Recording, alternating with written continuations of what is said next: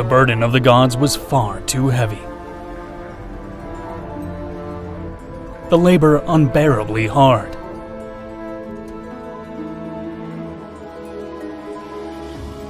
Let mankind carry the weight of the gods.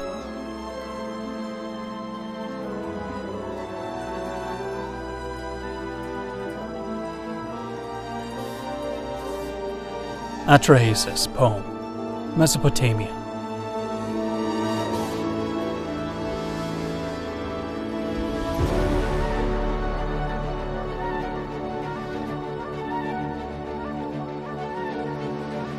What if the ancient gods were more than mere myths?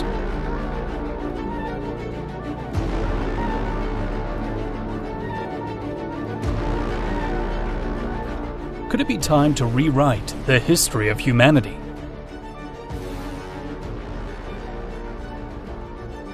References to the Anunnaki come from cuneiform tablets recounting Sumerian myths.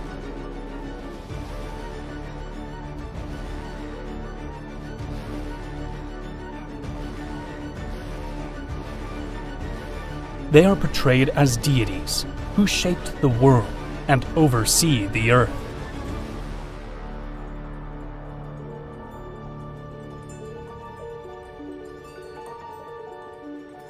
In the Epic of Extraterrestres, a Babylonian epic poem, the higher gods determine destiny. Meanwhile, the Igigi, the lesser gods, carry out the physical toil.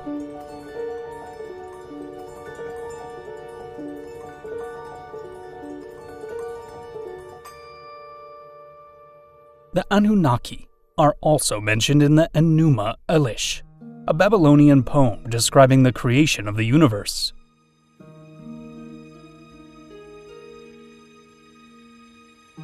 Just as they appear in the Epic of Gilgamesh, the oldest known epic work.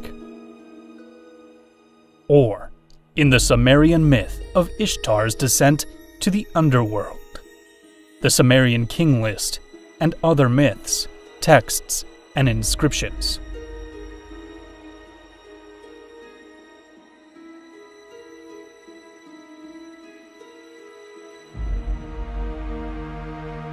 Did these writings refer to the Anunnaki as beings who came from other worlds?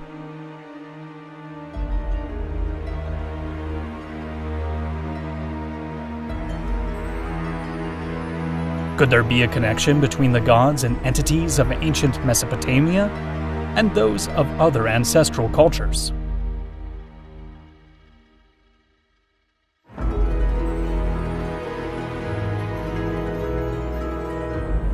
Is there archaeological evidence suggesting the arrival of extraterrestrial beings on Earth?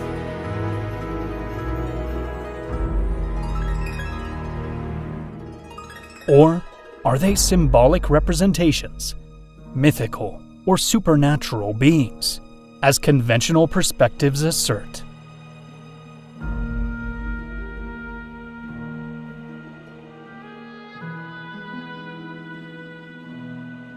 What follows are highly controversial propositions.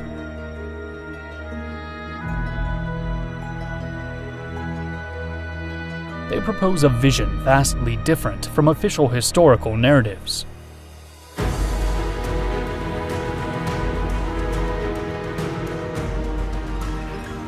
We present this as an intellectual exploration, aiming to keep an open mind to new ideas.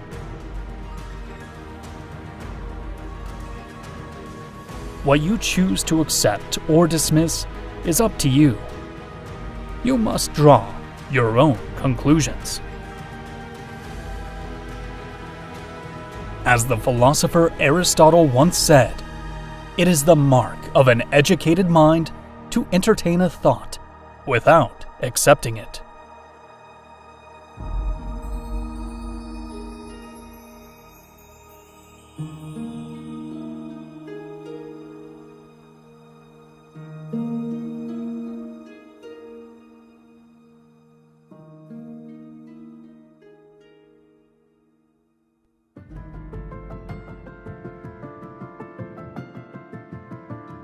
the disaster of Nibiru, and the arrival.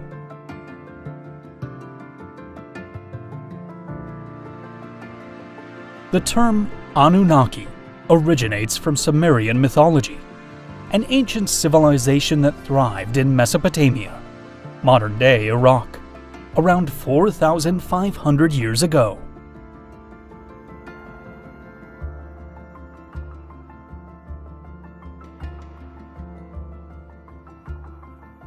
The etymology of Anunnaki stems from the Sumerian word Anunna, meaning descendants of An. An is the Sumerian god of the sky, regarded as the father of the gods. Ki generally translates to earth, highlighting the celestial connection to the world. According to interpretations by author Zechariah Sitchin of ancient Sumerian tablets, the extraterrestrial Anunnaki resided on a planet called Nibiru.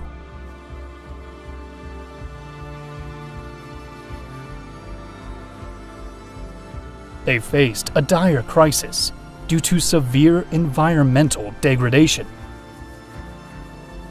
Nibiru was enduring a catastrophic climate disaster, with its atmosphere deteriorating at an alarming rate.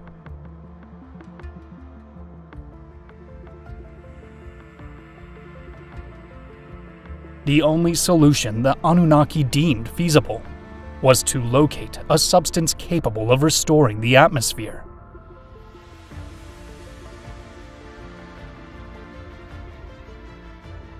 They discovered that gold, when dispersed in fine particles within the atmosphere, could reflect and scatter solar radiation, acting as a protective shield.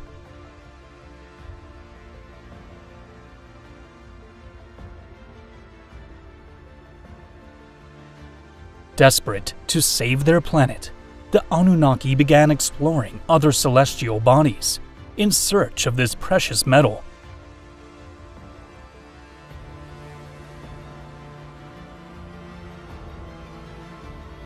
They arrived at Earth aboard spacecraft capable of undertaking long interplanetary journeys. These vessels utilized anti-gravitational propulsion, enabling them to traverse the vast distances between Nibiru and Earth.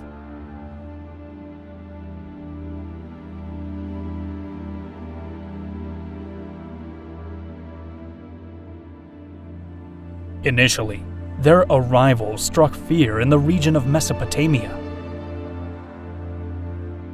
This geographical area would later become the cradle of humanity's earliest civilizations.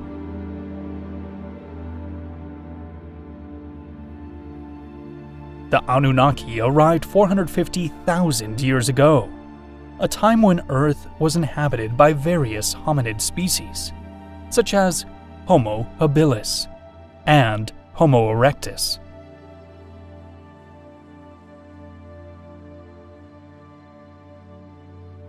The Extraterrestres poem describes how the Igigi, secondary gods, were the first to work in the mines. When the gods toiled, the burden was too great, the labor too grueling.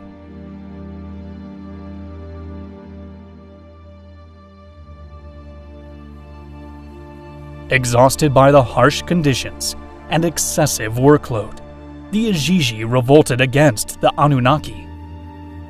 They could no longer endure the physical toil.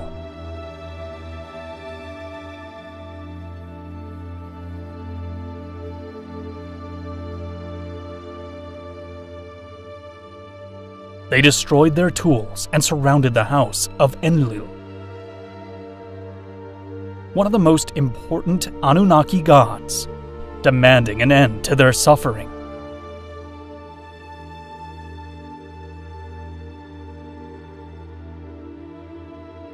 In response to this rebellion, the Anunnaki decided to create humankind to take over the heavy labor from the Igigi.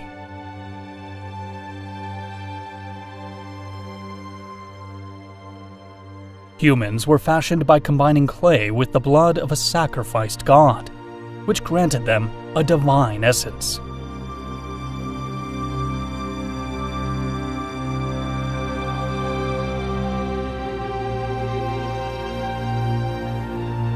The purpose of humanity was to carry out the work, allowing the Igigi and the Anunnaki to rest.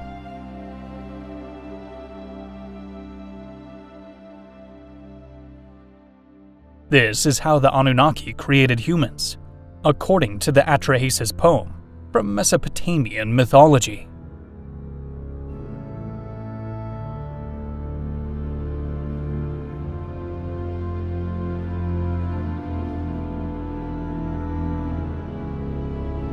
The genetic engineering of the ancestral primate.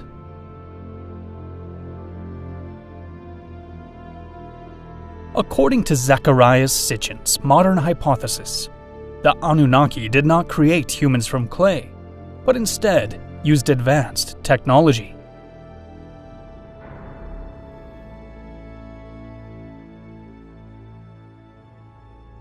They selected a species of primitive hominid that already inhabited Earth. This was possibly Homo erectus, whose DNA was altered to create a new species, Homo sapiens.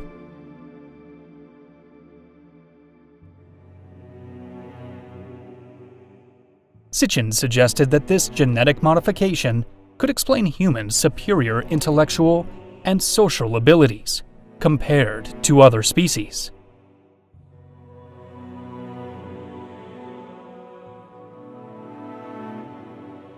The first human created by the Anunnaki was named Adamu. He was the initial being with enhanced biology and higher intelligence, making him suitable for the tasks the Anunnaki required.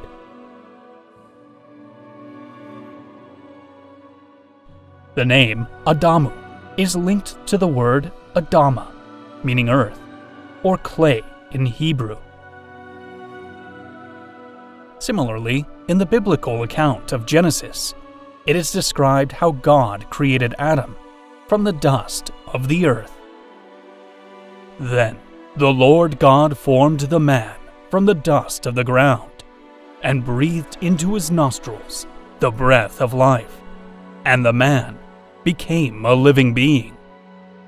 Adam was created by God, not to perform labor, but to be the first inhabitant of the Garden of Eden. In the Bible, the tree of knowledge symbolizes forbidden wisdom. By eating its fruit, Adam and Eve gained the knowledge of good and evil, leading to their expulsion. Their banishment from Eden prevents them from also eating from the tree of life and living forever.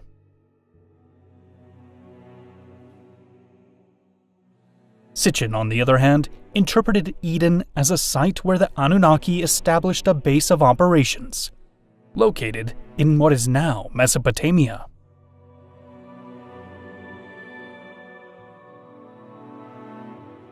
The Sumerian Eden may have been a kind of laboratory where the first humans were created and genetically modified.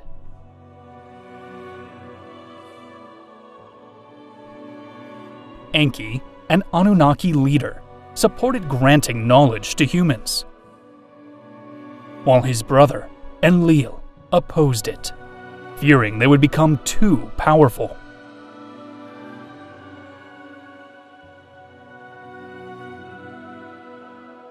Once the first humans were created, they were allowed to multiply and form a large labor force.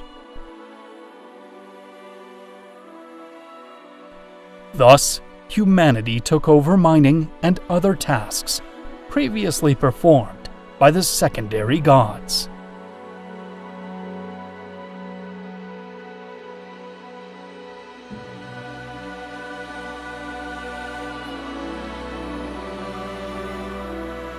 The organization of the Anunnaki.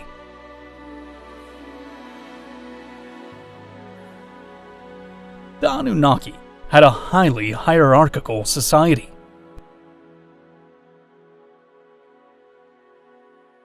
They were led by a king and other members of royalty who made decisions for their civilization. In Sitchin's accounts, Anu was the king of the Anunnaki. As the supreme monarch, he had the final say in both political and scientific matters.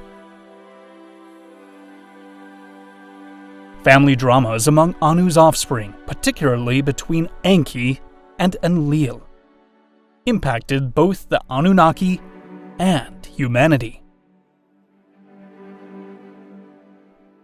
Enki, known as the god of wisdom, was the genetic engineer behind the creation of humans. Enlil, on the other hand, held a leadership role, overseeing the enforcement of Anunnaki laws. Beyond resource mining, the Anunnaki shared knowledge with humanity in fields like astronomy, mathematics, architecture, and agriculture.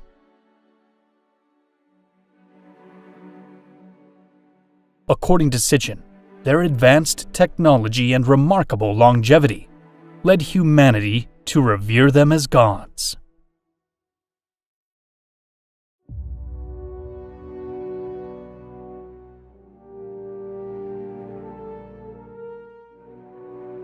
Physical appearance.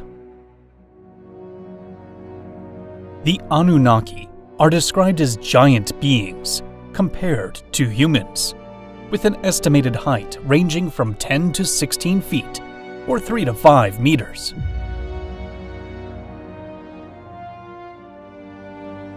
Their immense stature gave them an imposing presence, likely contributing to their perception as gods. They are believed to have had large, elongated skulls.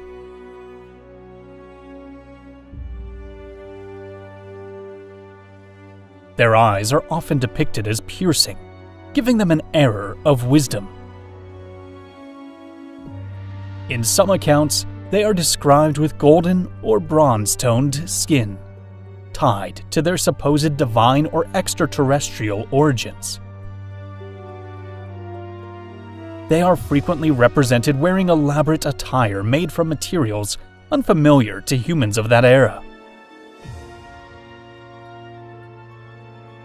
These were often depicted as armor or robes that appeared to have technological capabilities, such as energy manipulation.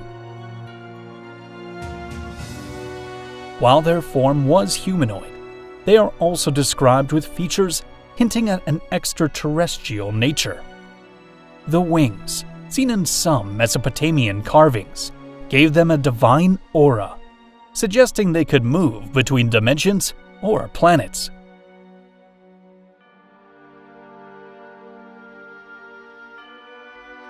Some speculate that the Anunnaki used advanced technology to simulate abilities, like levitation, telepathy, and time manipulation.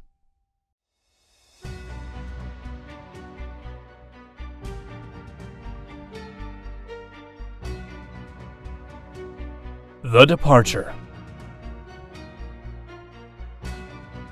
For millennia, the Anunnaki worked alongside humans, sowing the seeds of knowledge and civilization.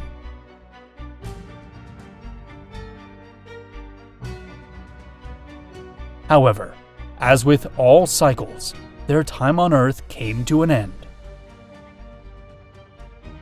The situation on Nibiru began to stabilize, lessening the urgency to mine gold. Internal conflicts and challenges to the authority of Anunnaki leaders created an atmosphere of discord. Tensions exacerbated by the rivalry between Enki and Enlil eventually reached a breaking point. The ships that once soared above the Earth began to leave gradually, marking a slow departure. The great gods who had walked among humans and were worshipped as deities started to withdraw.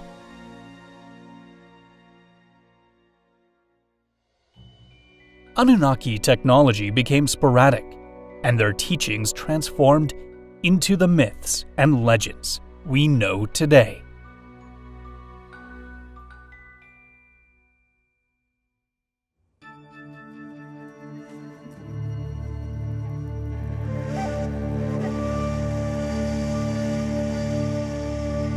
The transfer of power.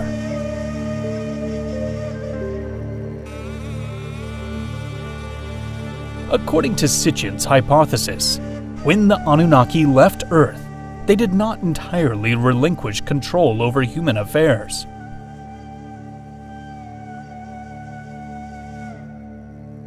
Rather than ruling directly, they appointed human kings to act as representatives of their divine authority.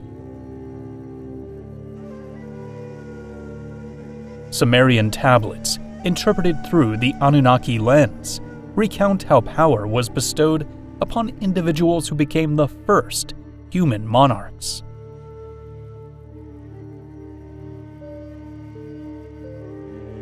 These rulers were chosen to reign in the name of the gods.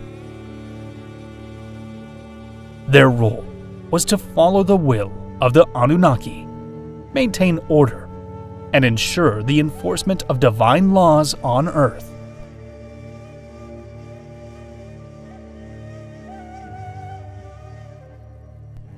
In some instances, it was said that kings were direct descendants of the Anunnaki, born from unions between gods and humans. The concept of divine blood persisted throughout ancient civilizations, where kings were often regarded as demigods.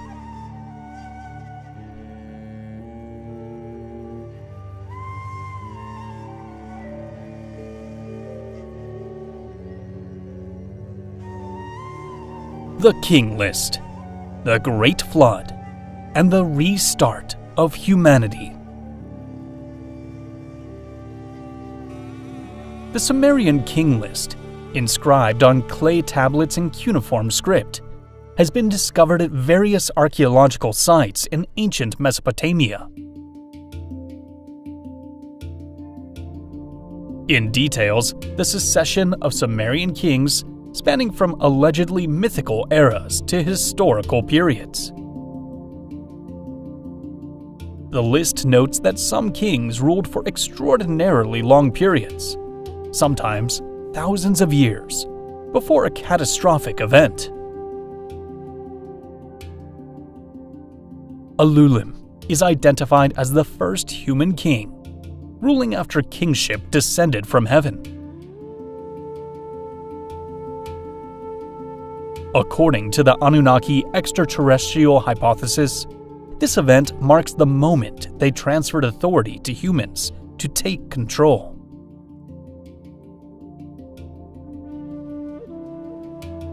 The King List states that Ululim reigned over Sumer for an astonishing 28,800 years.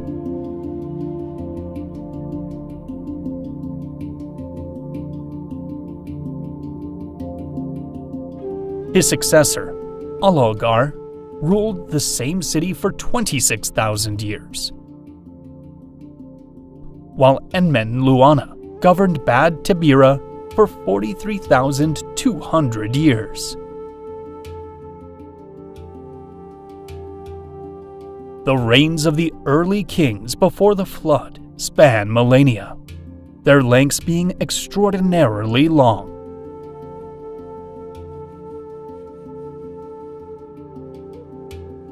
Some researchers suggest these rulers were Anunnaki, or human extraterrestrial hybrids, which could explain their extended lifespans. Coming from a planet with a different temporal cycle, the Anunnaki would have had significantly longer lifespans than humans. In his interpretation of Sumerian texts, Sitchin suggests that Anunnaki grew weary of humanity due to its increasing numbers and disobedience. As a solution, they decided to unleash a flood to wipe out humankind. However, the god, Enki, opposed this decision and chose to save one human by giving him instructions to build an ark for survival. Ziusudra is the earliest known protagonist in a Mesopotamian flood story.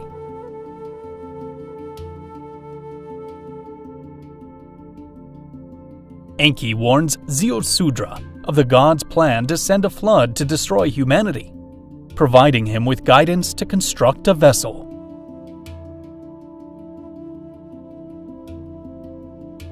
The myths of Ziusudra inspired the Epic of Gilgamesh, in which Utnapishtim recounts to Gilgamesh how he survived a great flood.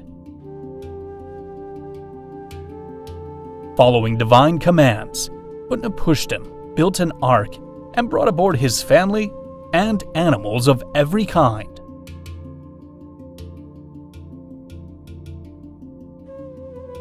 When the flood began, waters engulfed the land for 7 days and nights, destroying everything in their path. The waters rose so high that even the gods were terrified, fleeing to the heavens, frightened by the storm's magnitude, which they had unleashed themselves.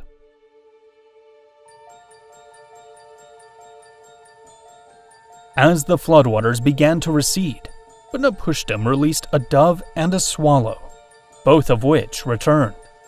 Later he sent out a raven, which did not come back, signaling it had found land.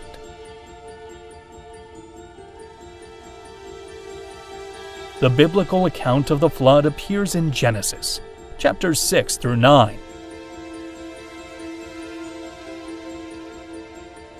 God, witnessing the wickedness that had overtaken the earth, decided to destroy humanity with a great flood, sparing only Noah and his family, who lived according to his commandments.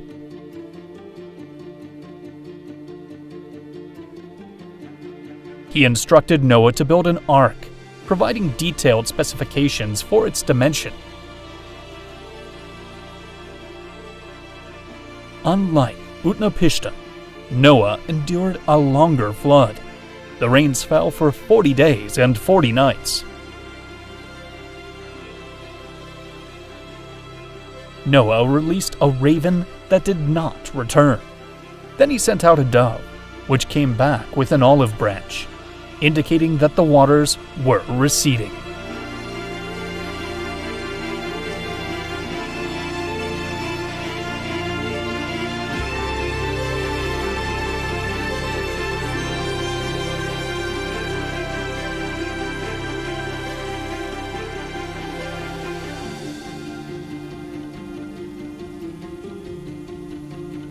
After the flood, Sitchin recounts that the earth was left in ruins, prompting the Anunnaki to reconsider their actions.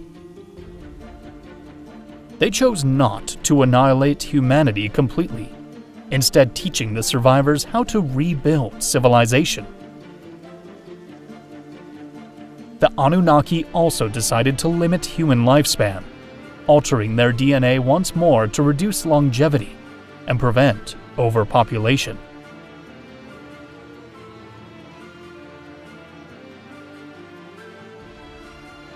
In addition, humans lost some of the advanced physical and cognitive abilities initially granted to them by the Anunnaki.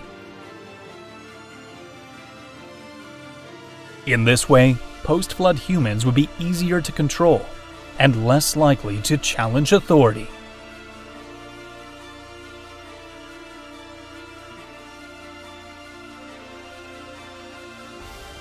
The flood marked a clear division between the long reigns of the early kings and the shorter reigns that followed.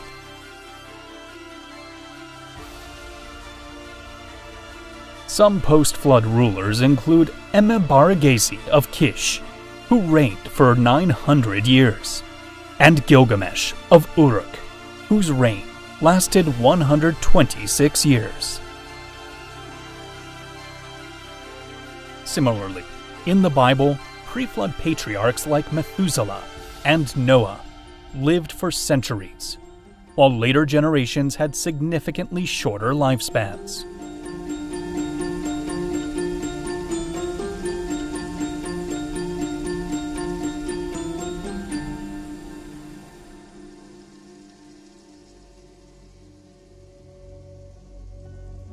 According to the extraterrestrial Anunnaki hypothesis, Mesopotamian flood narratives reflect the Anunnaki leaders' intent to eradicate humanity. Conventional explanations by archaeologists and scientists, however, suggest that the flood stories are based on large-scale inundations or abrupt climate changes.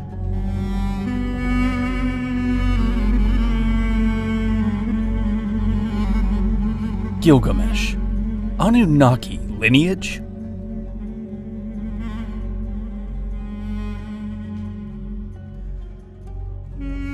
Gilgamesh, the king of Uruk, is the central figure in one of humanity's oldest epic poems, the Epic of Gilgamesh.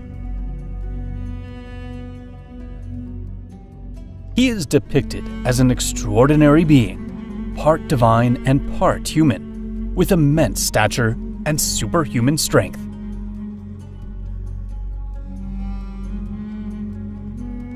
In this epic, his mother is the goddess Ninsun, associated with fertility and dreams. According to Anunnaki theories, this divine lineage suggests his mother was an Anunnaki, while his other parent was human. The towering height of Gilgamesh, as shown in reliefs, is attributed to his Anunnaki ancestry. One of Gilgamesh's main motivations in the poem is his quest for immortality. Despite being a powerful king with divine traits, he must confront his partial humanity, which renders him mortal.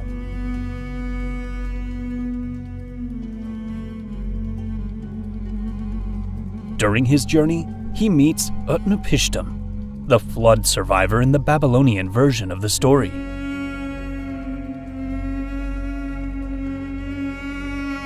Utnapishtim tells him that immortality is not a gift granted to all, but reveals the existence of a plant at the bottom of the sea that restores youth. Gilgamesh retrieves the plant, but a serpent steals it, leading him to realize that true immortality lies in the legacy one leaves behind.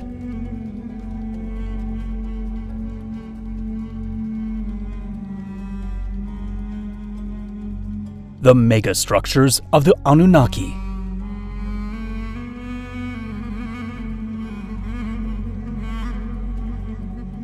According to the Anunnaki extraterrestrial theory, these beings arrived on Earth roughly 450,000 years ago.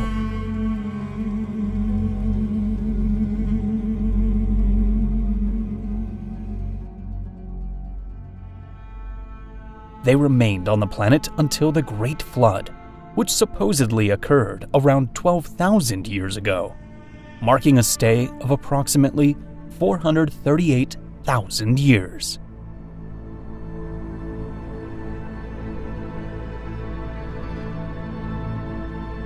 It is speculated that their advanced technology enabled them to construct megalithic structures, such as the pyramids. These edifices are thought to be part of a global system encompassing other constructions in various regions of the world.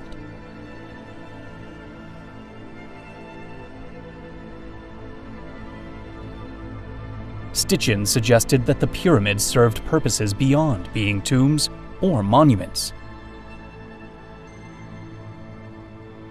He proposed that they were used for scientific and technological purposes, such as navigation markers or energy management hubs.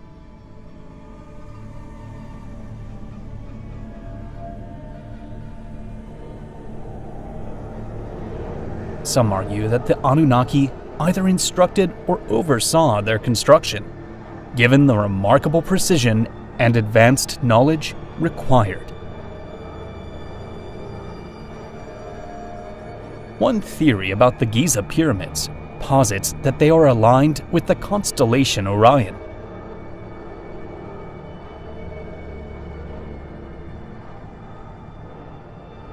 In the case of the Great Pyramid, archaeological studies have shown that its faces are precisely aligned with the cardinal directions: north, south, east, and west.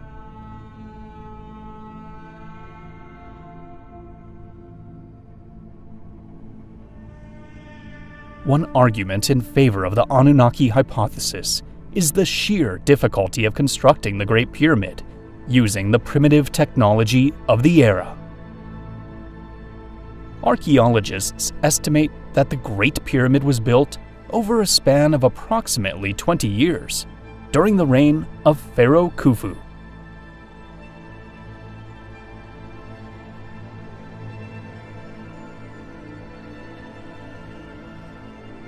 It consists of around 2 million blocks, ranging from small limestone blocks to massive granite stones used in the inner chambers.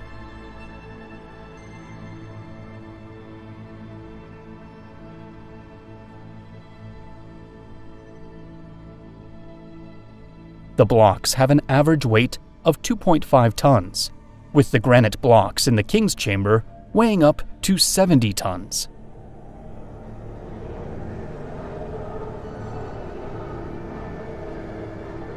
To complete the pyramid within 20 years, it is calculated that around 800 blocks would have had to be placed each day.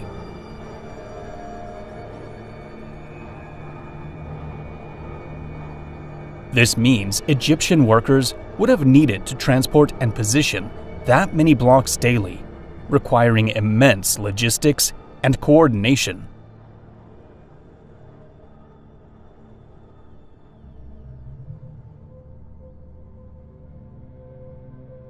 According to modern alternative theories, the Anunnaki may have used anti-gravity technology, or some form of free energy to transport and place the blocks.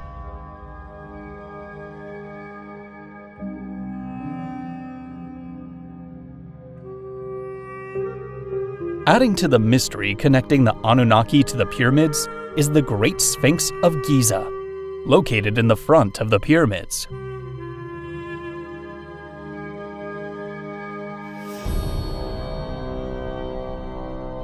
The Sphinx has puzzled archaeologists due to its age and the absence of clear records regarding its construction. Traditional theories suggest it was built approximately 4,500 years ago, during the reign of Pharaoh Khafra.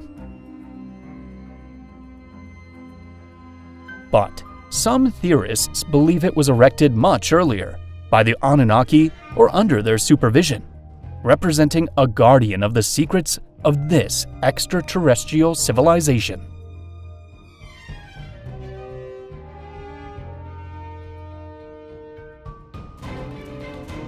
On other continents, ancient monumental constructions can also be found.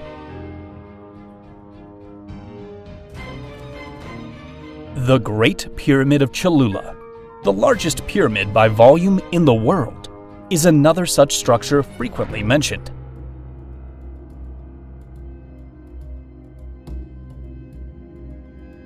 It is argued that its scale and complexity suggest knowledge beyond what local cultures of that time would have possessed.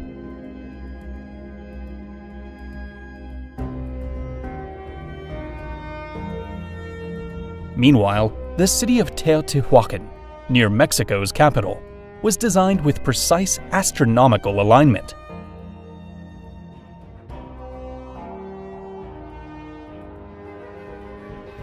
The Avenue of the Dead, the city's central axis, appears to correspond with the sun's movement on specific days of the year.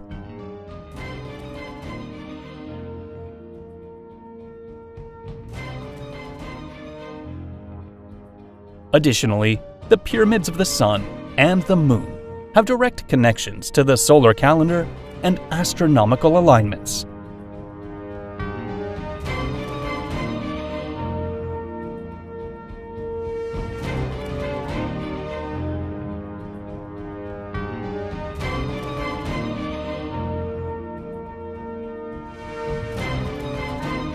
The Teotihuacans exerted significant influence on the surrounding cultures.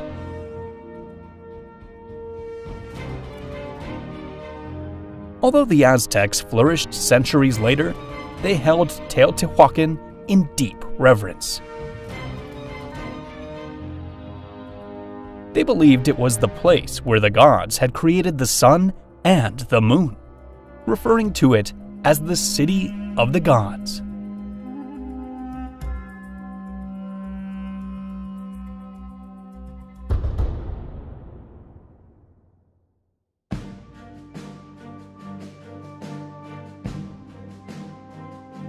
Are there connections between the Anunnaki and other ancient civilizations?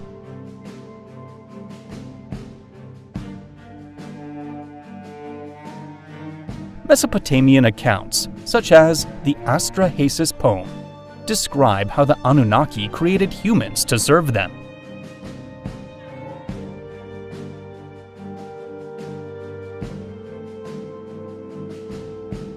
In Egyptian tradition, the god Khnum, the divine potter, shaped humans from clay, forming them from the mud of life.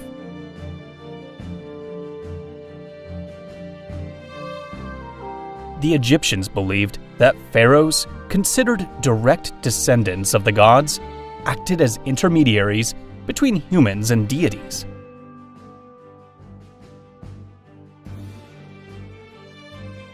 This concept of divine kingship is also found in Mesopotamia, where rulers governed on behalf of the Anunnaki. The belief in a divine connection between rulers and gods may stem from a shared myth or direct Sumerian influence on the Egyptians.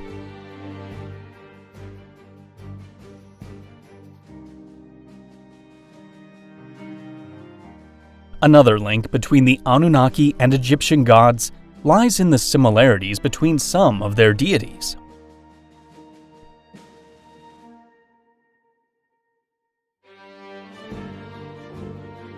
Anu is the god of the sky and father of the gods in Sumerian mythology.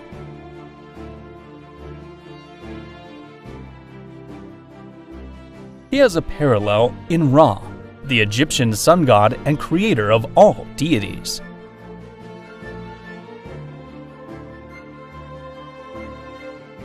Enlil, the god of air, wind, and storms, finds his Egyptian counterpart in Shu, the god of air who separates the sky from the earth.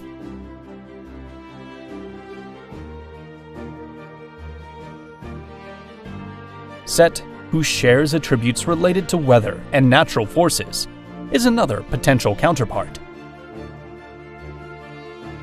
Enki, the Sumerian god of water, wisdom, creation, and magic, can be compared to Thoth, the Egyptian god of wisdom, writing, and magic.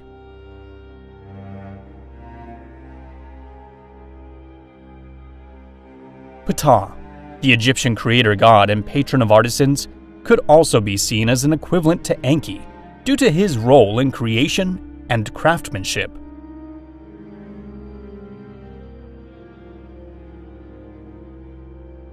Similarly, the depiction of gods with hybrid or animal-like features is present in both cultures. The Egyptians portrayed deities with animal heads, such as Horus and Anubis. The Anunnaki, on the other hand, were depicted as humanoid beings with imposing features and symbols of divine power.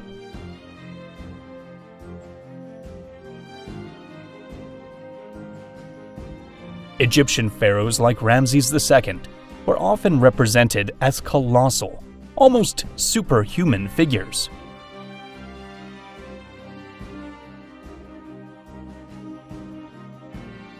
Some proponents of Anunnaki theories argue that these pharaohs may have had genetic connections to the gods.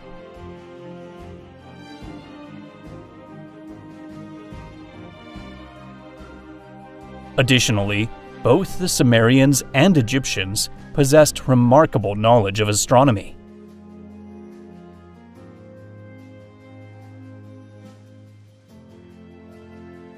The Sumerians developed star maps and calendars based on the movements of celestial bodies, enabling them to predict astronomical events.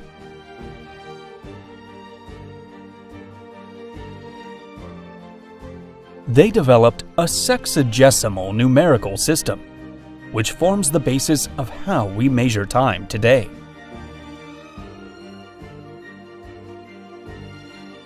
The Egyptians recognized constellations such as Orion, pioneered the 365-day calendar, and advanced arithmetic, geometry, and medicine.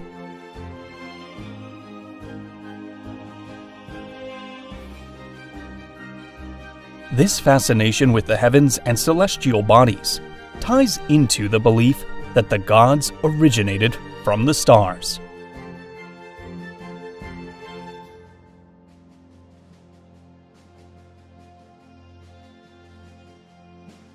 The pursuit of immortality is another theme shared by Sumerian and Egyptian cultures.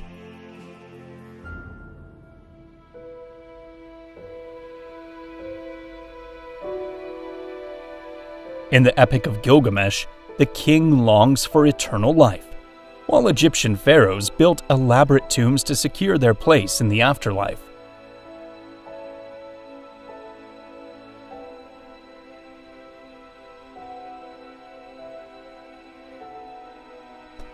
For the Egyptians, the afterlife was as significant as earthly existence, and preparation for it was central to their religious beliefs.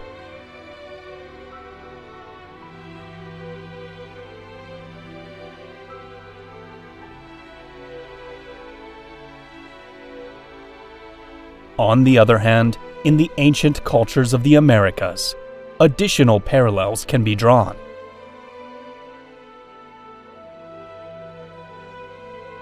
Anu may be compared to the Mayan god Itzamna, or the Aztec deity Ometeotl, both regarded as celestial creator gods of the universe. Enlil could be associated with the Mayan god Huracan, or the Aztec god Tlaloc, both linked to weather and storms. Enki aligns with Quetzalcoatl, a deity worshipped by the Olmecs, Mayans, and Aztecs, associated with wind, wisdom, knowledge, creation, and occasionally the planet Venus.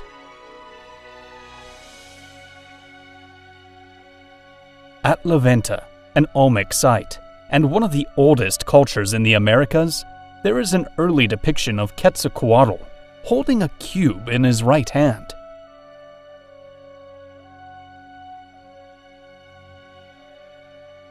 Interestingly, this resembles the cubes held in the left hands of the winged genies in Mesopotamian art.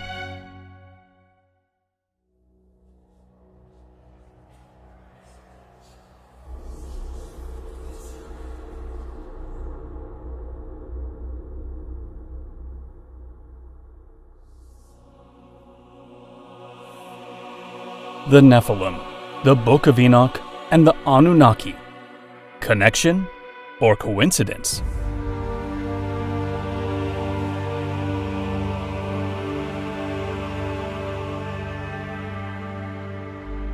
The Book of Enoch is an ancient text that is excluded from most biblical canons, except in the Ethiopian Orthodox Church.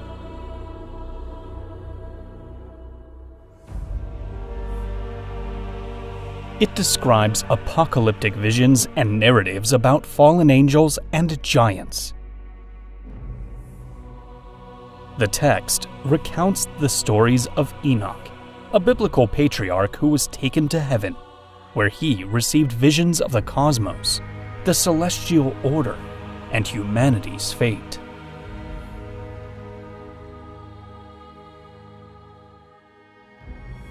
some theories interpret these experiences as encounters with the Anunnaki, suggesting that these beings took Enoch with them.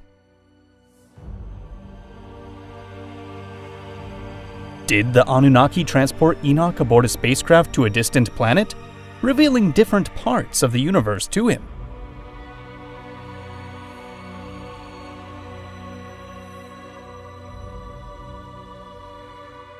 The Book of Enoch also mentions the Watchers, celestial beings who took human wives, producing a race of giants called the Nephilim.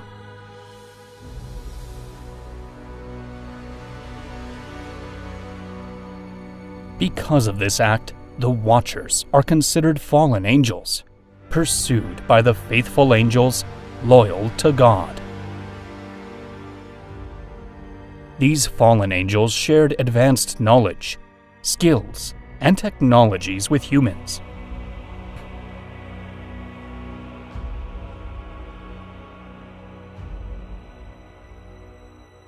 The Nephilim, their offspring, are described as colossal and possessing extraordinary strength.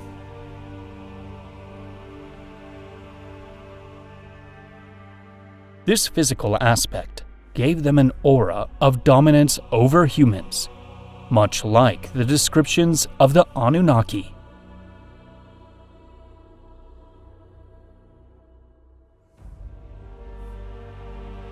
However, the Nephilim became so destructive and dangerous that their existence was deemed intolerable, necessitating their elimination to restore order.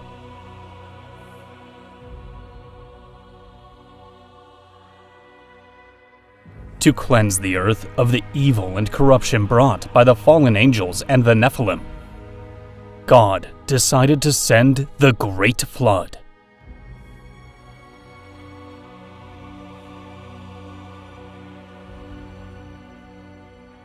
As physical beings, the Nephilim perished along with the other corrupt humans who were not aboard Noah's Ark.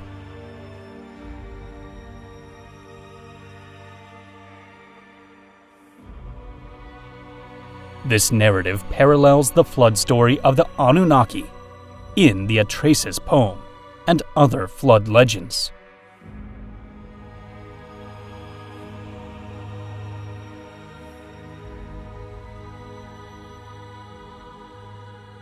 Were the Hebrews exposed to Mesopotamian tales, incorporating them into their culture, and eventually into the Bible?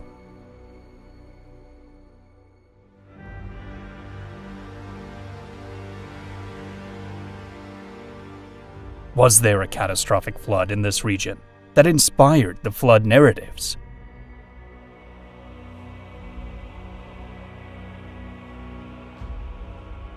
Could the Nephilim be equivalent to the offspring of Anunnaki and humans?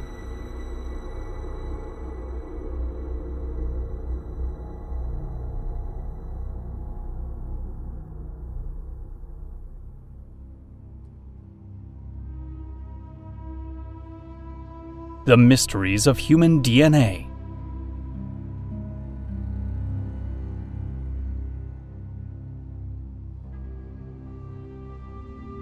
In 1973, Francis Crick, along with biochemist Leslie Orgel, proposed the theory of distracted panspermia.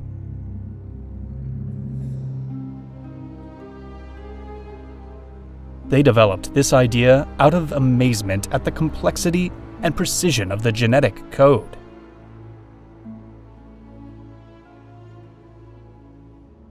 Given the conditions of early Earth, they concluded it was unlikely that life spontaneously arose from inorganic molecules.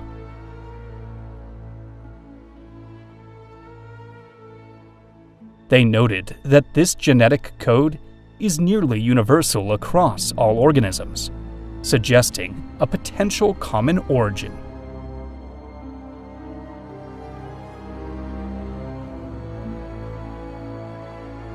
This uniformity led them to consider directed panspermia, the notion that an extraterrestrial civilization sent microorganisms to Earth to seed life.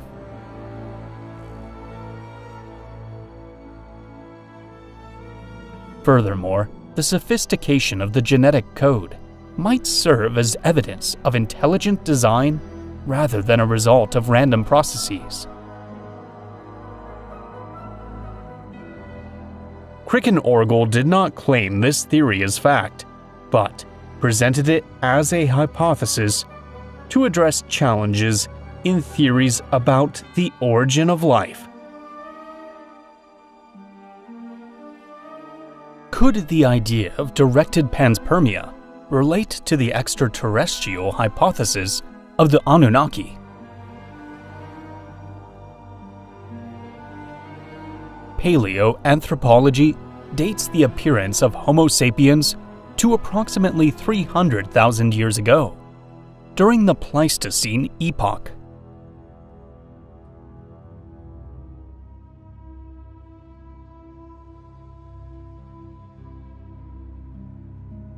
For tens of thousands of years, humans behaved similarly to great apes. But between 50,000 and 100,000 years ago, humanity experienced a significant leap in mental abilities, technology, and culture, known as the Cognitive Revolution, or the Great Leap Forward. There is no definitive explanation for this, but it may have been driven by genetic mutations, social adaptation, or environmental factors. Advocates of the extraterrestrial Anunnaki hypothesis argue that these beings facilitated humanity's sudden development. According to this theory, the Anunnaki combined their DNA with that of hominids, thereby creating the first humans.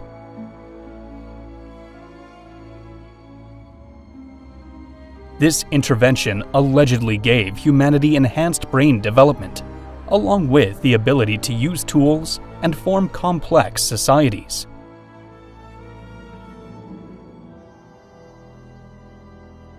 The Anunnaki proposal and its claim of influencing human DNA lack support from current genetic science. However, certain curiosities in human biology have led some researchers to wonder if there is more to our evolutionary story. Human chromosome 2 has been a subject of great interest in genetic research.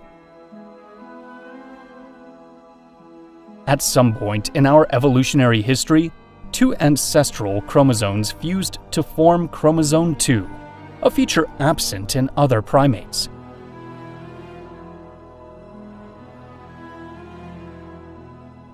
Chimpanzees, gorillas, and orangutans have 24 pairs of chromosomes, while humans have 23 pairs.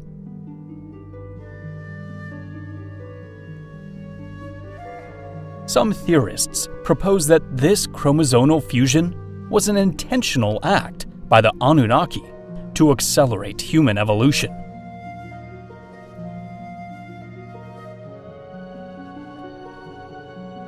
On another note, approximately 98% of human DNA does not code for proteins, meaning its exact purpose remains unclear.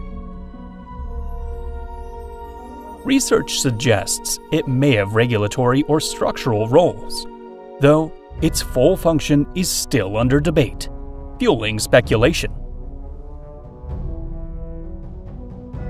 Certain theorists suggest this DNA contains hidden traces of genetic manipulation carried out by the Anunnaki.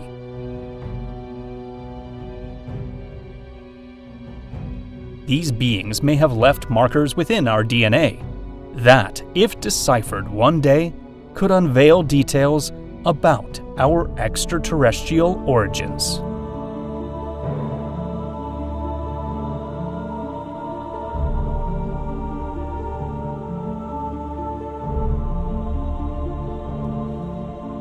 Traces of the Anunnaki on Earth?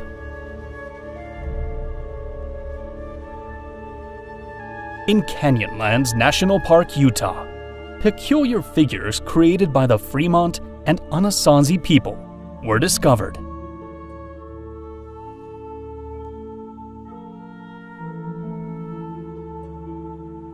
These are thought to represent ceremonies or spiritual guides, though their exact meaning remains unknown.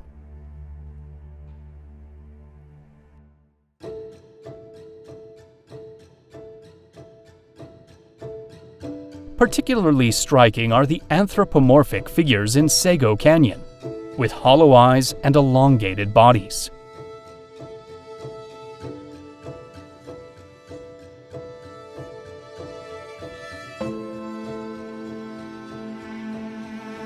The prevailing view is that they depict visions of shamans or supernatural beings.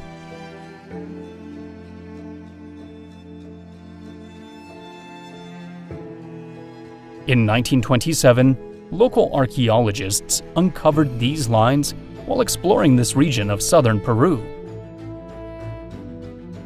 According to official archaeology, they were created by the Nazca, an ancient Peruvian culture.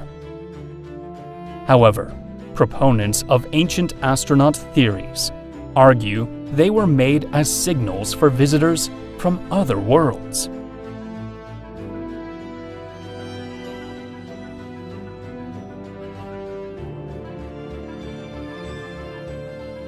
They claim these giant figures and lines served as landing strips or reference points for spacecraft.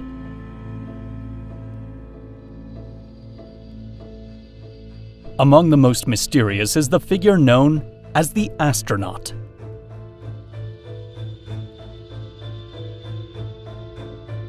Similar in nature are the Palpa geoglyphs, first observed in 1926.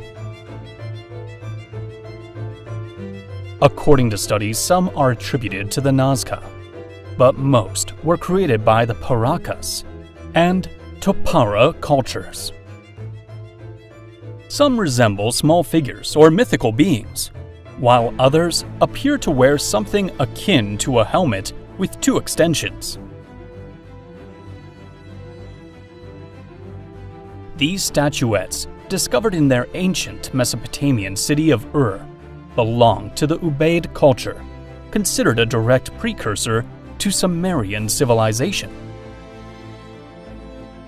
They depict humanoid figures with elongated faces, large eyes, and pointed heads. Often shown in positions of authority or seated on thrones, they likely served a ritual or religious purpose. From an archaeological perspective, they are seen as symbols of beings associated with early cults, while modern authors suggest a connection to the Anunnaki. In northwestern Australia, the Wandjina figures are prominent in Aboriginal culture. These are considered ancestral spiritual beings who descended from the sky to create the earth. They are depicted with large heads, prominent eyes, no visible mouth, and halos around their heads. Viewed as bringers of knowledge and supernatural power, the Wandjina were believed to control rain and storms.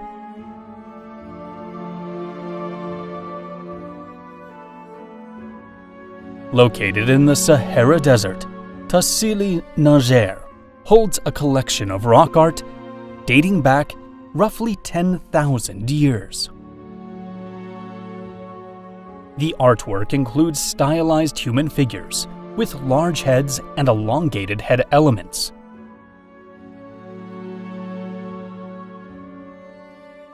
Some theorists describe these depictions as possible extraterrestrials or ancient gods, though archaeologists largely agree they represent hunting rituals.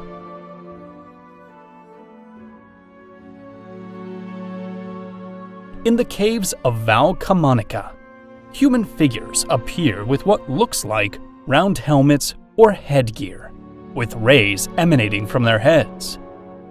These have been interpreted by some as beings in spacesuits, but the general consensus identifies them as warriors or shamans. Vimanas are flying vehicles mentioned in ancient Indian texts.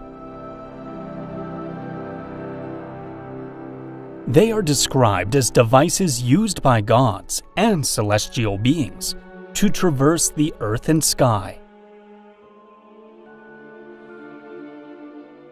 According to these accounts, Vimanas were capable of performing incredible maneuvers and flying at great speeds.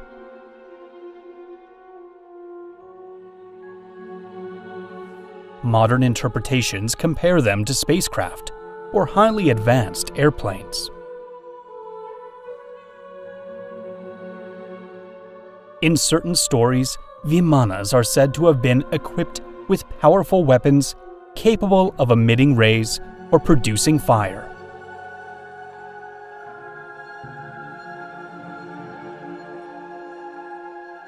Are all these figures and prehistoric works signs of the ancient presence of extraterrestrials or the Anunnaki?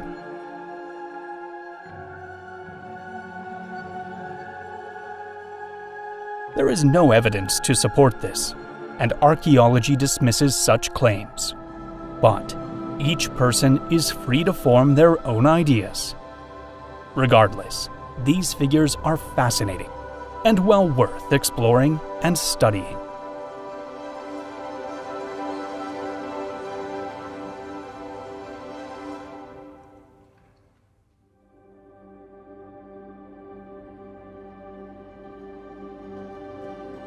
Is Nibiru the 9th planet?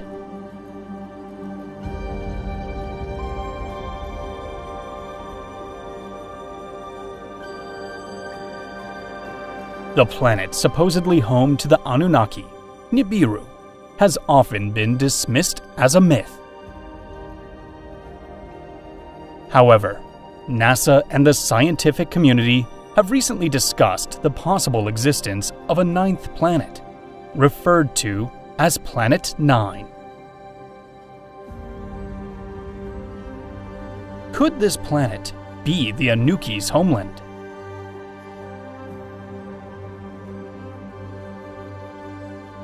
Planet 9 was proposed to explain the strange orbits of certain Kuiper Belt objects, which cannot be accounted for by current solar system models.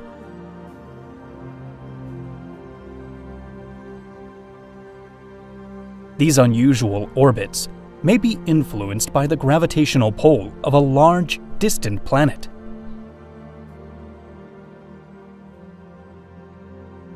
Calculations suggest that Planet 9 would have a mass approximately 10 times that of Earth. Its orbital period would be vastly longer than Earth's.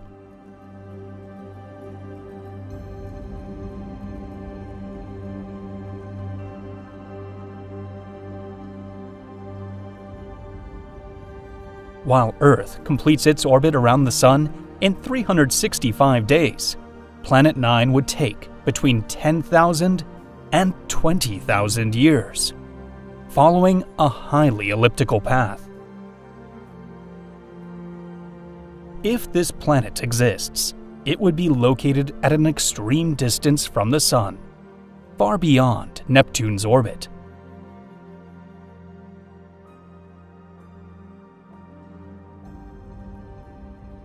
Nonetheless, Planet 9 has yet to be observed directly. Its existence has only been inferred through calculations and anomalies in the orbits of other celestial bodies.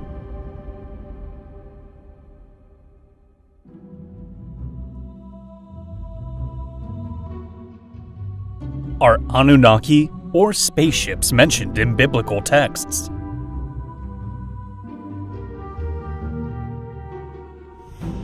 Viewing biblical texts as records of extraterrestrial encounters is a modern theory that has sparked much debate.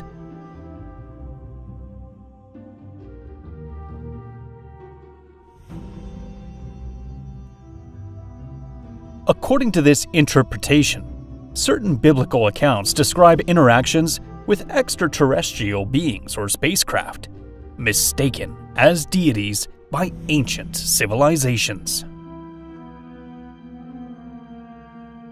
One fascinating example comes from the book of the Hebrew prophet Ezekiel. The vision begins as Ezekiel, by the Kebar River, experiences a series of celestial phenomena.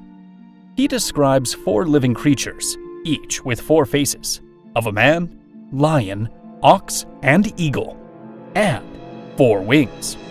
In Ezekiel chapter 1, verse 15, he says, "As I looked at the living creatures, I saw a wheel on the ground beside each creature, with its 4 faces." Beside them, he observes something even more astounding: wheels within wheels that move in all directions without turning.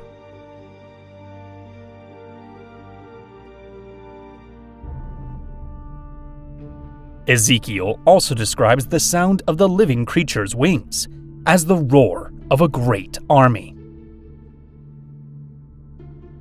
Above the creatures and wheels, a sort of platform is mentioned, on which there is a shining throne with a radiant figure seated upon it. Proponents of ancient astronaut theories suggest that these descriptions are primitive interpretations of spacecraft or UFOs. In traditional biblical context, this vision is considered a spiritual portrayal of God's glory. The account of Enoch's rapture, described in Genesis chapter 5, verse 24, is another enigmatic passage in the Bible. It states, "Enoch walked with God. Then he was no more, because God took him away."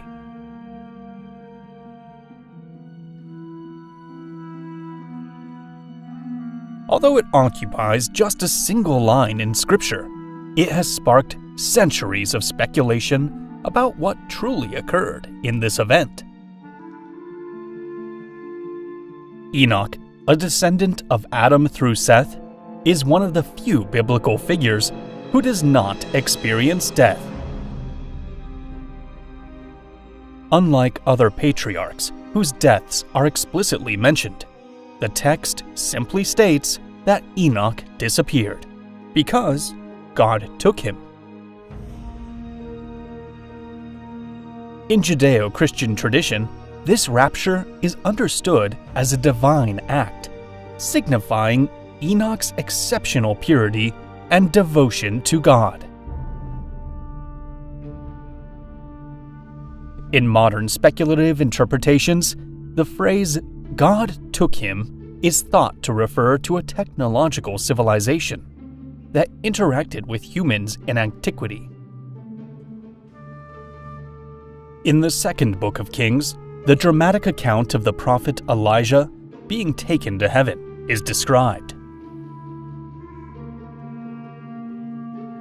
Elijah is walking with his disciple, Elisha, when suddenly the heavens open and a chariot of fire with fiery horses appears. The Book of Kings states, "As they were walking along and talking together, suddenly a chariot of fire and horses of fire appeared and separated the 2 of them, and Elijah went up to the heaven in a whirlwind." In religious interpretations, the chariot of fire symbolizes the glory of God.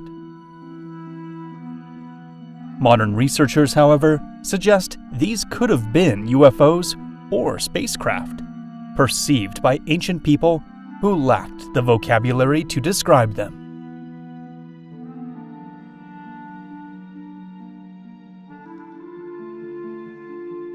The star that guided the Magi to the birthplace of Jesus is another enduring Christmas mystery.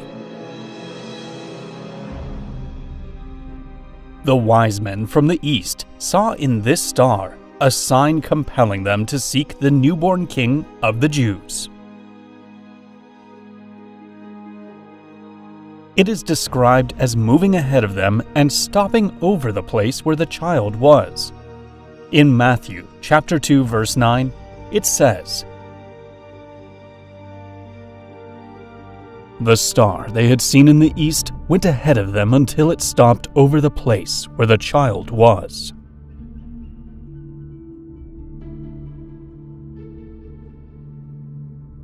This description has led to speculation that the star exhibited controlled movement, almost as if it was directed by an intelligence. This idea, though controversial, suggests that advanced beings may have influenced key events in human history.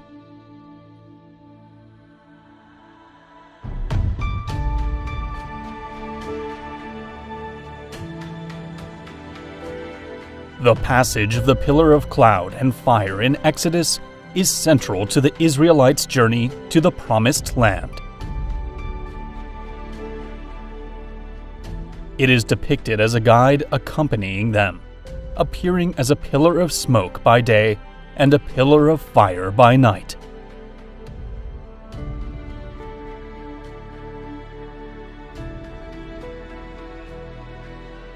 The biblical text in Exodus chapter 13 verses 21 through 22 states, "By the day the Lord went ahead of them in a pillar of cloud to guide them on their way, and by night in a pillar of fire to give them light."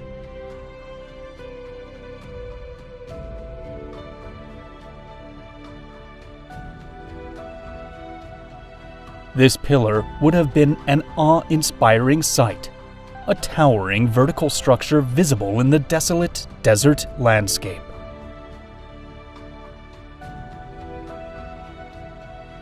From a religious perspective, the pillar of cloud and fire is seen as a miraculous act of God, symbolizing His constant presence with the Israelites.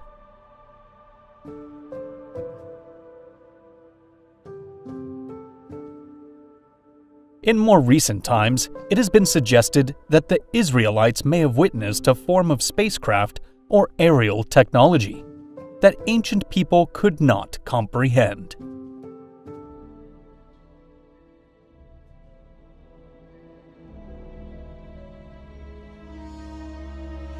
In Revelation chapter 4, verse 1, the Apostle John describes a series of astonishing visions that seem to transcend human understanding. Among these is the image of an open door in the sky.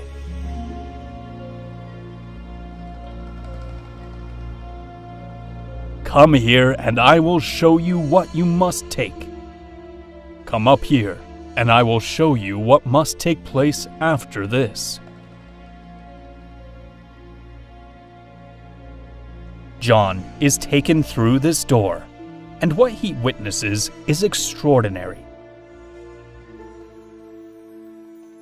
The first thing he describes is a throne with someone seated on it, surrounded by a radiant glow. The scene grows even more overwhelming as he mentions lightning, voices, and thunder emanating from the throne. In front of the throne, there is a sea of glass, adding an almost surreal quality to the vision. Surrounding it, John sees 24 smaller thrones, with 24 elders seated on them, dressed in white and wearing golden crowns.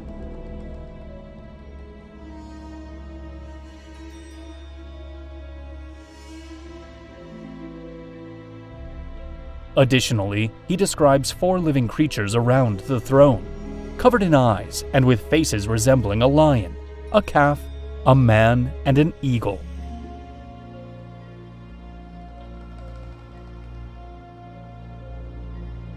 From a traditional theological perspective, John's visions are seen as direct revelations of heaven, where he is shown the throne of God. In modern interpretations, the open door in the sky is viewed as a portal, perhaps a form of interdimensional transport, or even an entrance to a spacecraft.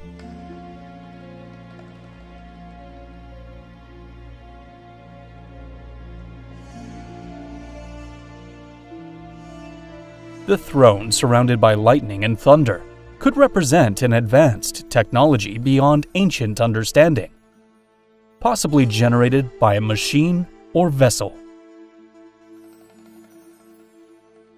The 4 living creatures, covered in eyes and with multiple wings, could be interpreted as non-human entities, drones, or machines. The arrangement of 24 elders on thrones has been viewed by some as a hierarchical structure in an advanced society, or even as a kind of galactic council.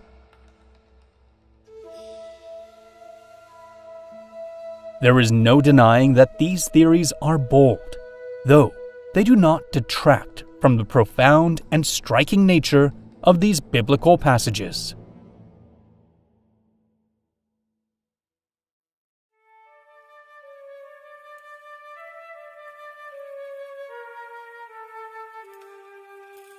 Lost technology of the Anunnaki.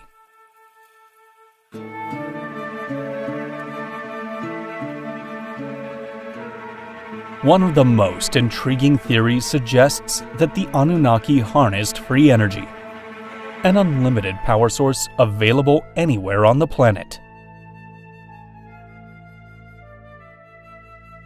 It proposes that they used this energy to operate their machines, spacecraft, and massive structures. Proponents of this idea point to Egypt's Step Pyramid of Djoser and other megalithic constructions worldwide as potential energy sources. The assumption is that the Anunnaki shared this knowledge with humans, but over time, it was lost.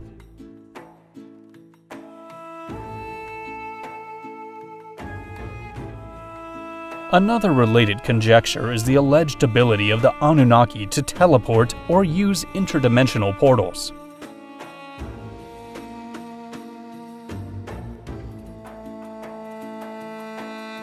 Some interpretations suggest that Anunnaki traveled from Nibiru aboard an advanced spacecraft capable of covering vast distances in a short time.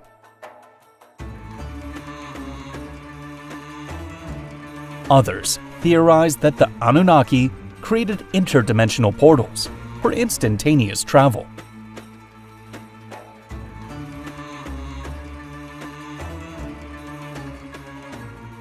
These portals might have also been used to move between parallel universes or realms invisible to humanity.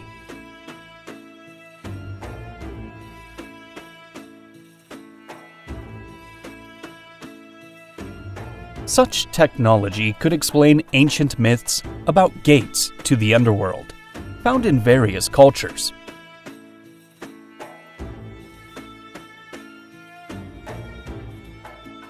In Mesopotamian mythology, Urkala, or the underworld, is the subterranean realm ruled by the goddess Ereshkigal. To enter this domain, the dead had to pass through 7 gates, a system of portals connecting the world of the living to another plane of existence.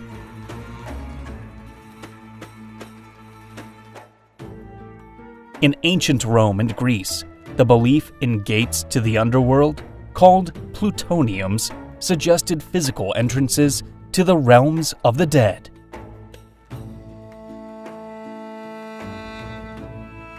In Mayan mythology, Xibalba is the underworld accessible through subterranean caves in the jungle.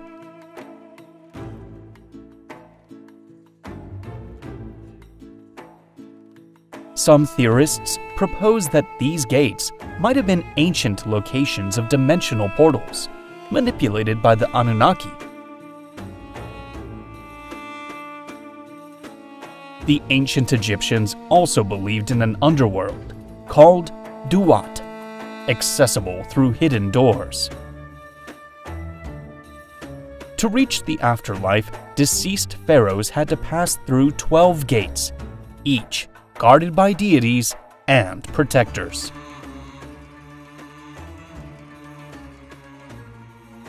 Another technology attributed to the Anunnaki is time manipulation.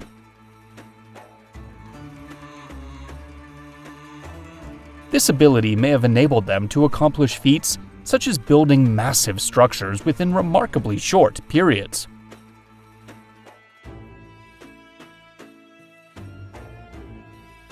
Sumerian and Babylonian architecture is also viewed as evidence of the Anunnaki's technological influence on the daily lives of ancient Mesopotamians.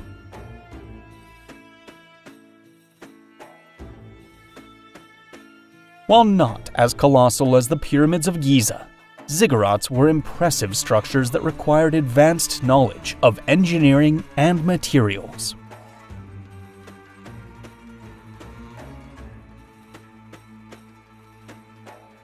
Their stepped design has been interpreted by some as being intended to allow spacecraft to land.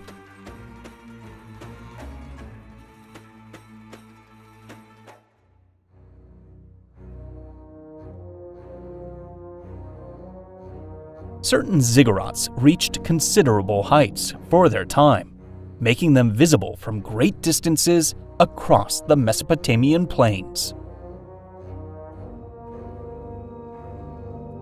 For this reason, some theorists suggest they served as visual markers for spacecraft, acting as landing beacons.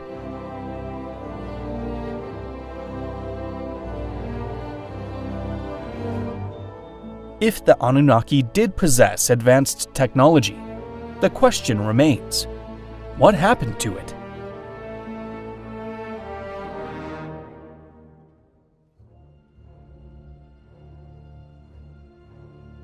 One theory proposes that, upon returning to Nibiru, the knowledge imparted by the Anunnaki to humans gradually faded.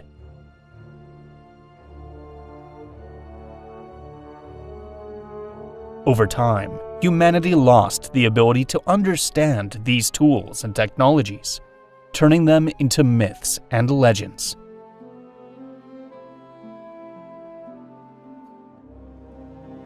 The loss of technological knowledge is not unknown in history.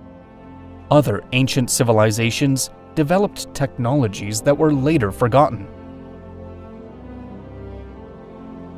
such as Greek fire, Damascus steel, the Antikythera mechanism, or Roman concrete.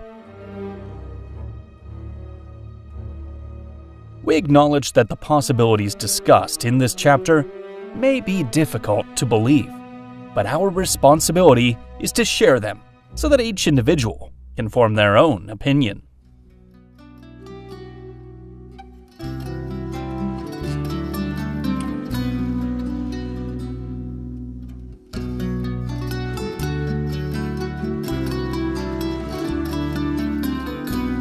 Could there be Anunnaki archaeological remains in Antarctica?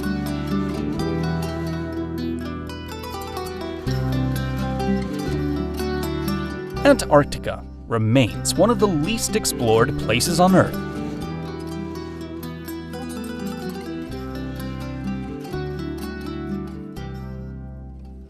Its official discovery occurred in the early 1820s. However, a 1531 map created by Orance Fine, a mathematician and cartographer, appears to depict Antarctica, with southern Africa on the left and South America below.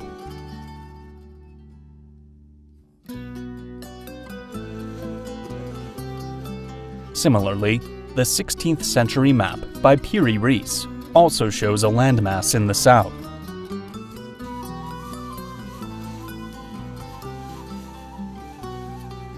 Did Orance Fine or Piri Reis have knowledge of Antarctica's geography?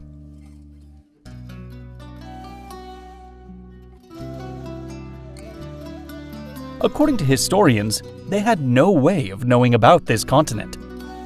At the time, it was common practice to invent islands or geographical details.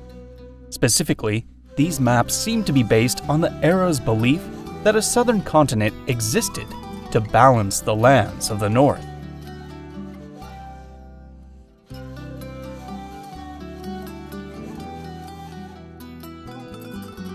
On another note, has Antarctica ever been ice-free long enough to harbor archaeological ruins?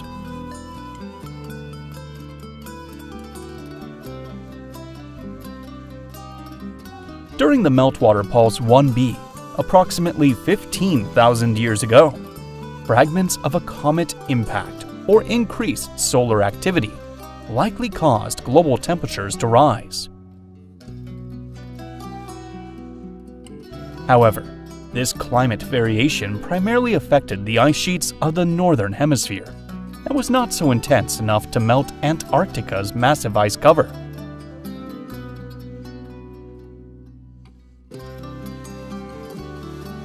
So, has Antarctica ever been ice-free during Earth's history?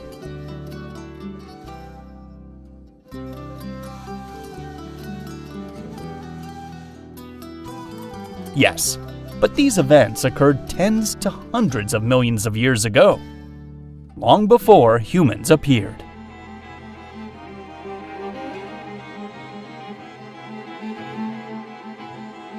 The shift to icy conditions in Antarctica began around 34 million years ago, at the end of the Eocene and the start of the Oligocene.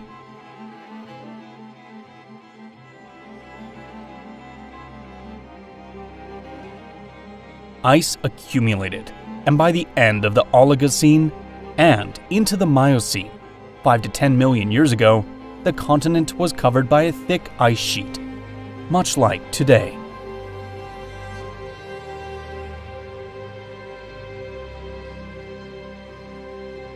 About 100 million years ago, Antarctica was part of Gondwana, a supercontinent with warmer climates and abundant biodiversity.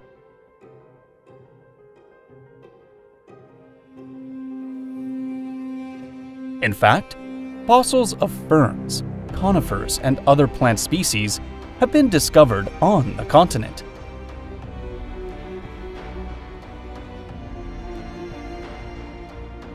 Remains of dinosaurs have also been unearthed in some regions. Thus, it's possible that fossils of other unknown animals exist and could be exceptionally well preserved.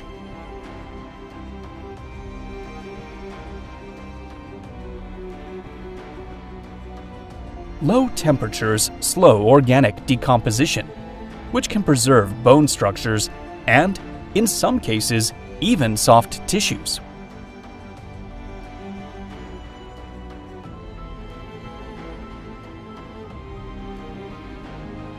Because of its isolation and extreme conditions, much of Antarctica remains unexplored, leaving room for speculation.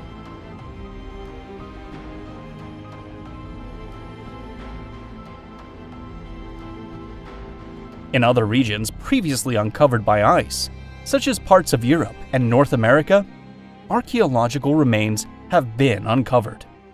For example, in the European Alps, retreating glaciers have revealed significant discoveries, like Otzi, the Copper Age mummy.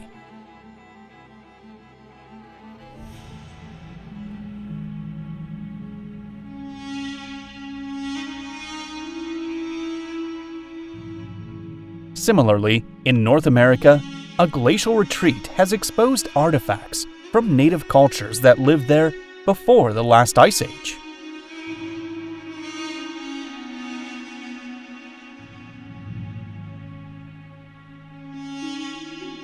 While ruins are not expected in Antarctica, melting ice could reveal fossils or geological formations that reshape our understanding of Earth's history.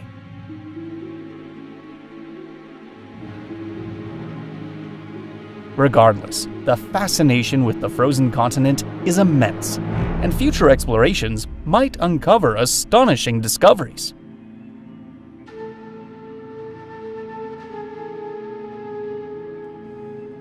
Additionally, several geological and magnetic anomalies have been detected in Antarctica, prompting speculation about hidden structures beneath the ice.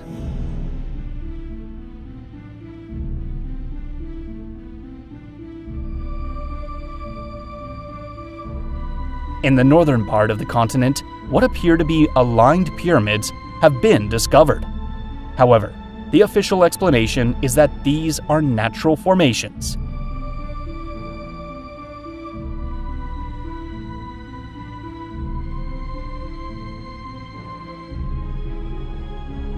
In the southern part of Antarctica, there are formations resembling caverns.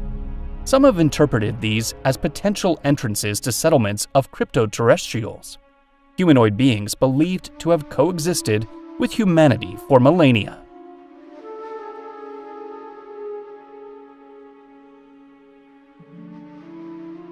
Did cryptoterrestrials establish a base in Antarctica? Could they have done so in the distant past?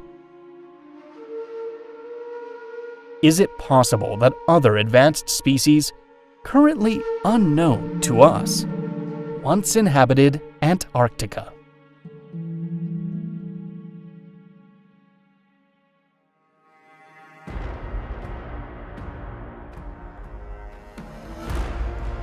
Do cryptoterrestrials exist? Are they connected to the Anunnaki?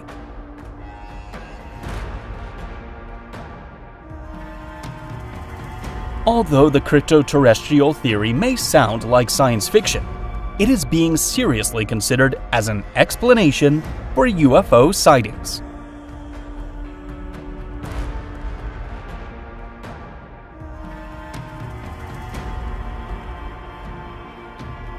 This theory suggests that UFOs and their entities are not extraterrestrial, but rather a hidden civilization that has coexisted with humanity for millennia.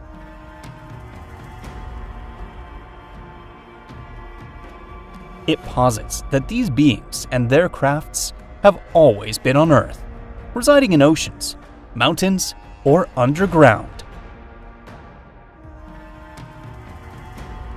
This species might have developed technologies far superior to those of humans, enabling them to remain undetected while sharing the planet. Advocates of the cryptoterrestrial hypothesis argue that ancient myths about gods or spirits stem from encounters with these beings. UFO sightings, they suggest, are not modern phenomena, but have historical roots.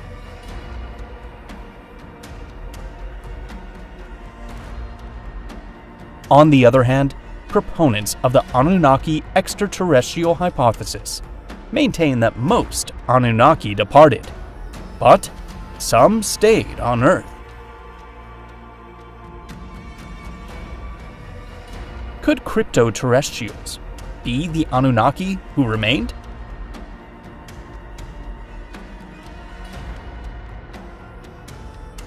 In some reports of beings linked to UFOs or similar phenomena, cryptoterrestrials are described as wearing tight or luminous suits.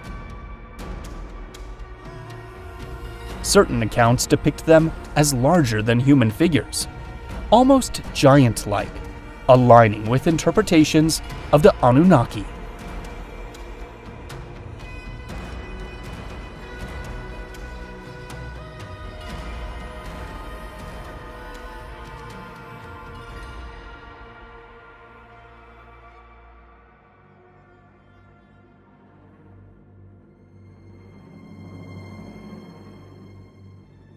Are UFOs connected to the Anunnaki?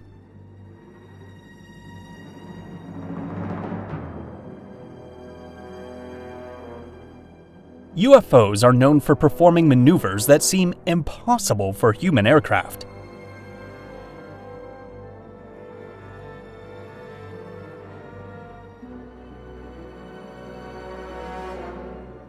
There have been testimonies about vehicles and beings of non-human origin. Some alleged witnesses claim that the extraterrestrial crafts, seen in secret bases, were recovered from archaeological excavations. Perhaps what is observed in the skies are the same ships belonging to beings who visited Earth in the past. Could the Anunnaki be observing or interacting with humanity today, in a manner similar to what, according to theories, they did in ancient times?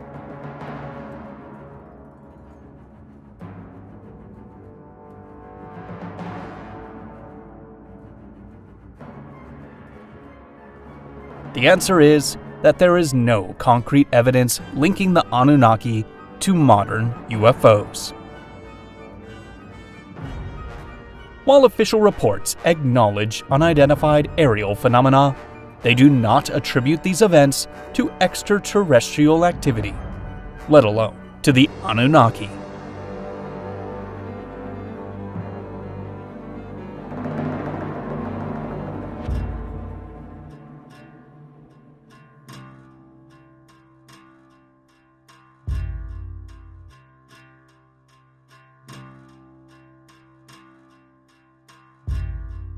The weapons of the Anunnaki: advanced technology or tools of mass destruction. Throughout human history, stories of the gods' weapons have been a central theme in myths and legends.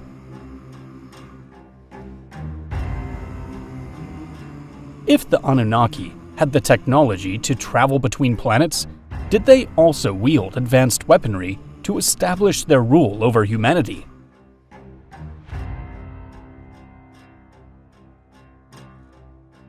Ancient Mesopotamian legends often reference sacred artifacts used by the gods to exert their power. Some theorists argue that these weapons were advanced technologies capable of causing massive destruction, comparable to modern nuclear weapons.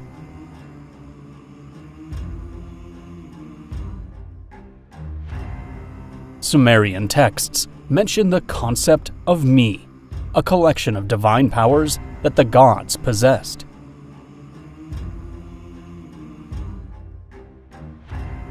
Enki was the custodian of the me, granting him authority over various aspects of the universe and humanity.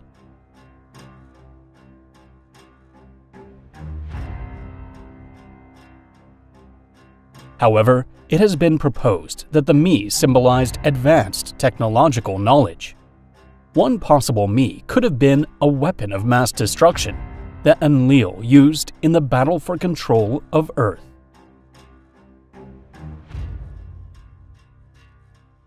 According to mythological accounts, Enlil wielded the evil wind, a fearsome weapon described as a destructive storm that ravaged cities and unleashed chaos.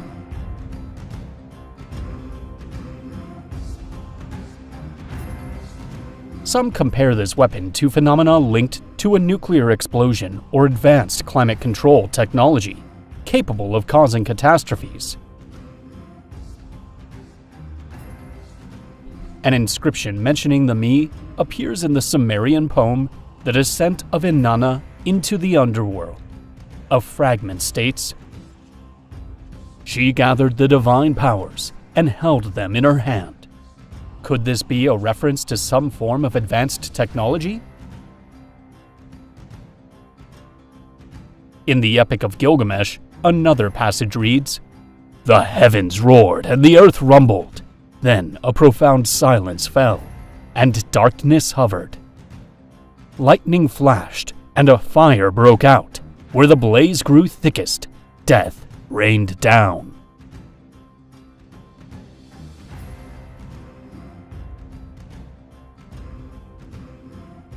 Is this describing a massive explosion?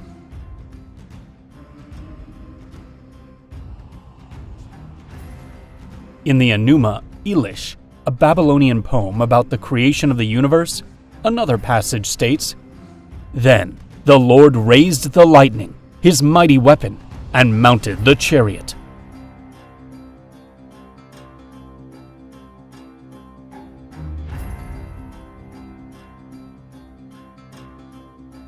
Could the lightning be an energy-based weapon, and the chariot an aerial vehicle?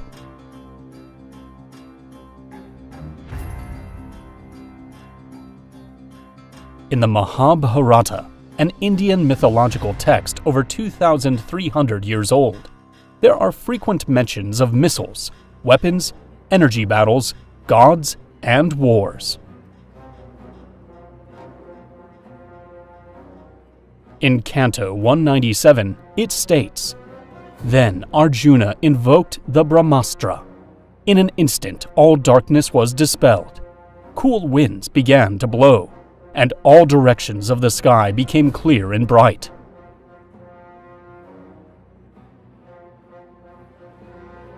Could this describe a battle involving a nuclear weapon or a directed energy weapon?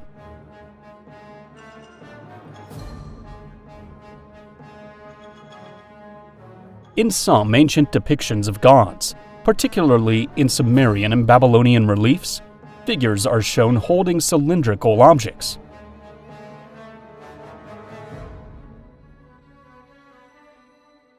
Is it possible that these objects were portable energy-based weapons or anti-gravity devices?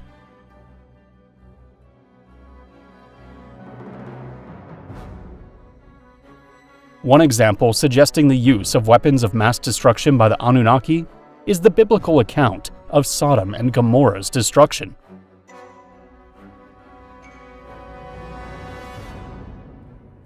The story describes fire and brimstone raining from the sky, reducing the cities to ash in a catastrophic event.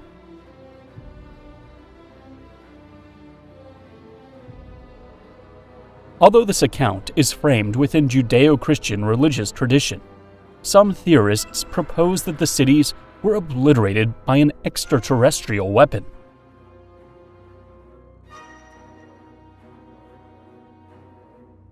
Zecharia Sitchin referenced ancient texts about geological studies of the Dead Sea region to argue that signs of a large explosion are present there. However, this claim remains controversial, with no definitive evidence supporting such an explosion.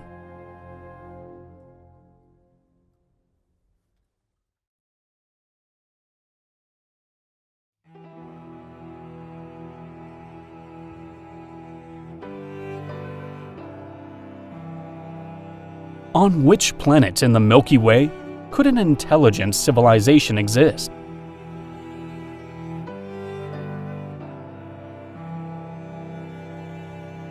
Assuming the Anunnaki or another extraterrestrial species originate from a planet in the Milky Way, we can speculate on possible locations.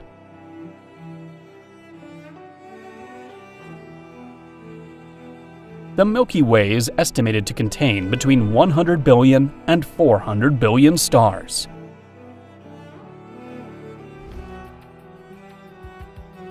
It is believed that most of these stars have at least one exoplanet.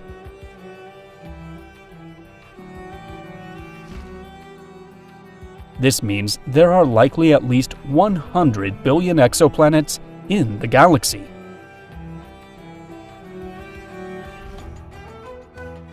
Among these, between 6 billion and 40 billion are thought to be potentially habitable.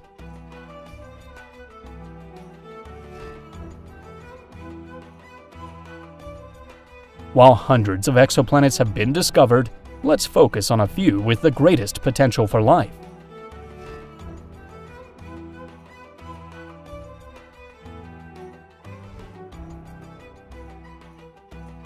KOI 4878.01, located 1,100 light-years away, could be the most Earth-like planet discovered so far, completing an orbit around its star every 449 days.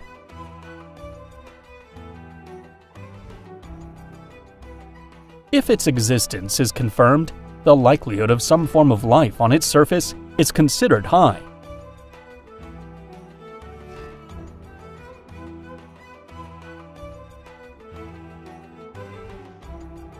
Teegarden B, just 12 light-years away, lies within the habitable zone of its star and has a size and temperature similar to Earth's. Its habitability is rated excellent, with an Earth similarity index of 0.93.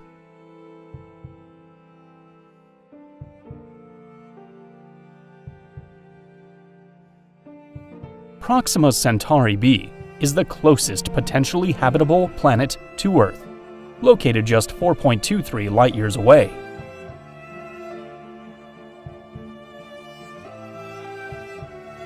It is believed to have temperatures suitable for liquid water, which could support chemical processes associated with life.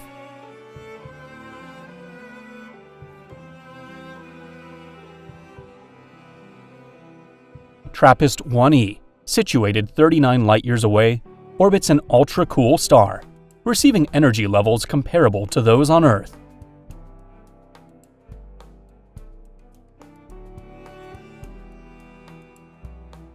Its Earth-like size suggests a rocky composition, along with the potential presence of an atmosphere and a solid surface.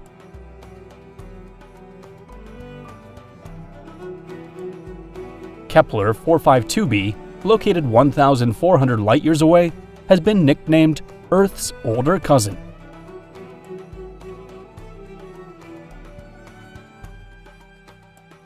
This implies that evolutionary processes on Kepler 452b could have advanced further than those on Earth.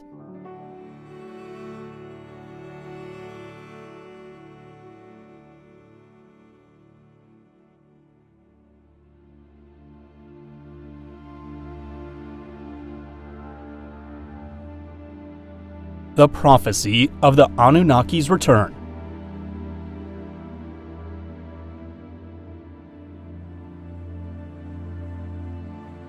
Some interpretations of Sumerian tablets suggest that the Anunnaki might return, bringing irreversible changes to humanity.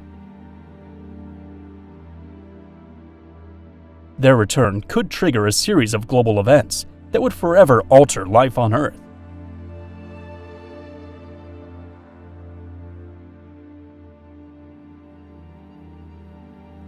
One potential outcome would be the revelation of the true origins of humanity.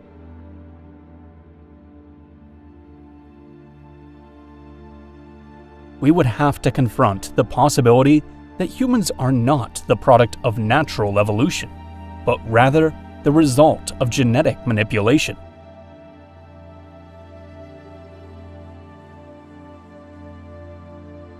This realization could spark an existential crisis on a global scale, transforming our understanding of the cosmos.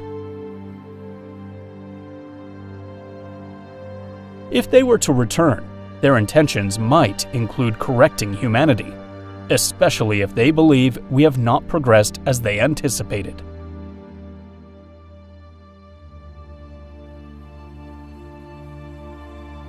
A fascinating possibility is that the Anunnaki's return could mark the beginning of contact between humanity and galactic civilizations.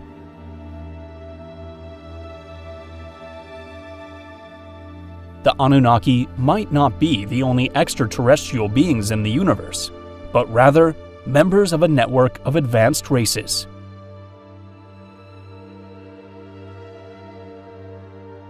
However, this is not the only prophecy about intelligent extraterrestrial beings visiting our planet.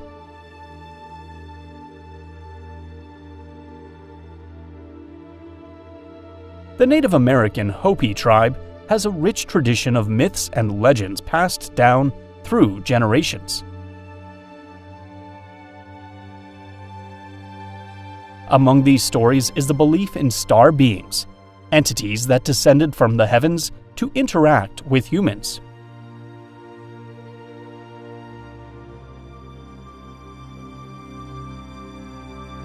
Could these beings be the Anunnaki?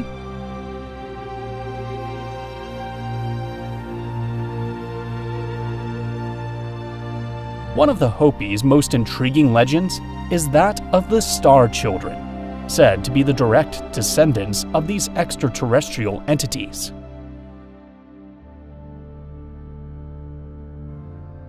The star beings shared their wisdom with humans and had children with tribal women, resulting in offspring with exceptional abilities.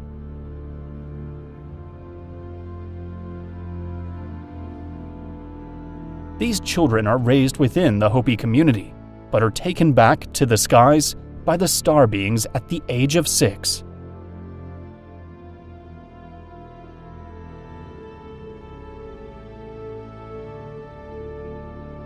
Some of these children, however, remain on Earth, growing up among the Hopi, and taking on important roles within the tribe.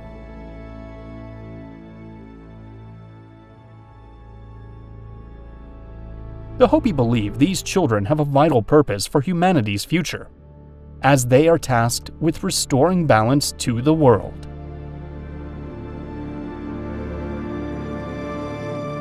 Their mission also includes preparing Earth for the arrival of a celestial being who will mark the end of the current cycle of humanity and the beginning of a new era.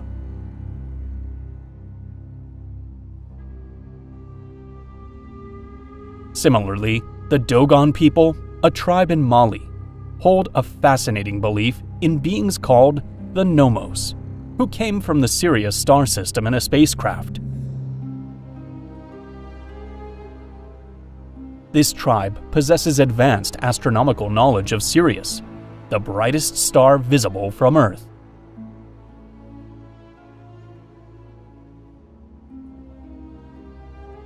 They possess astonishing knowledge about Sirius B, a white dwarf star, including its density and small size, details that align with scientific discoveries. The Dogon also mention a third body in the Sirius system, Sirius C, whose existence has been debated but not confirmed.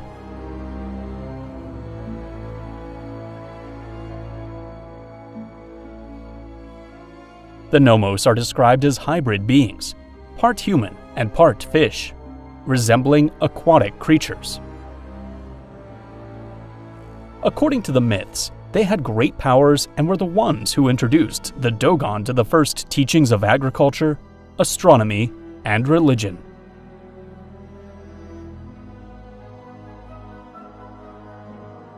These beings are said to have lived among humans for a time before returning to the cosmos.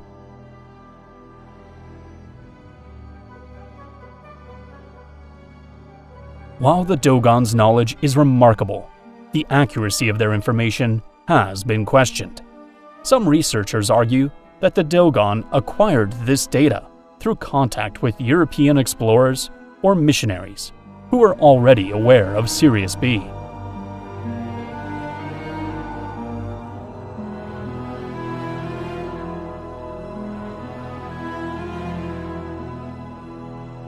What do archaeology and mainstream science say?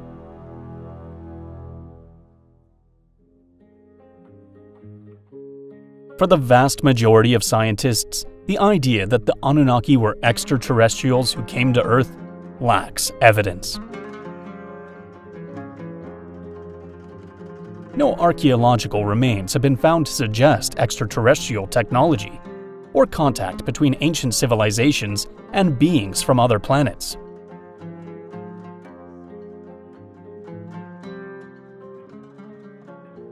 It is true that some ancient cultures describe their gods as celestial beings descending from the sky, evoking the idea of visitors from another world. However, from an archaeological perspective, these accounts are seen as symbolic representations of natural or cosmic forces.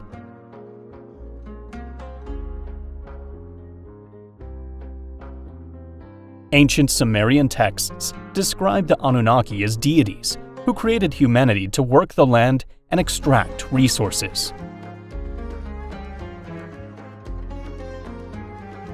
According to archaeology, these stories aim to explain the origins of life and society, rather than being literal accounts of historical events.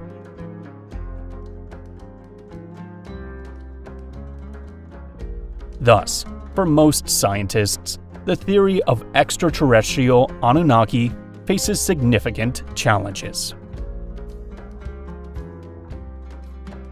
It is also argued that ancient mythologies are complex, and isolating specific elements from their cultural context is problematic.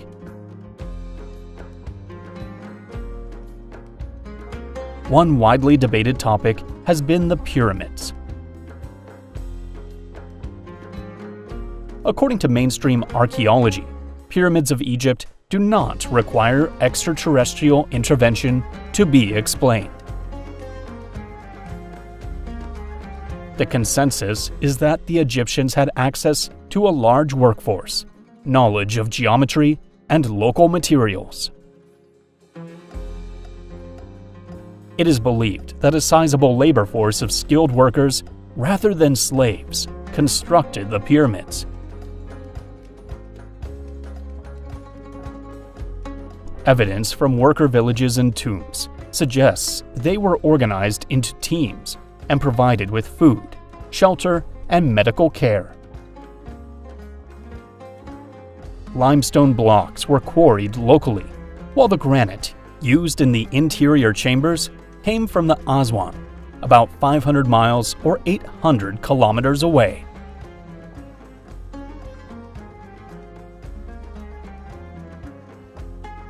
Discoveries such as the Diary of Merer indicate that boats and canals were used to transport stones along the Nile to the construction site.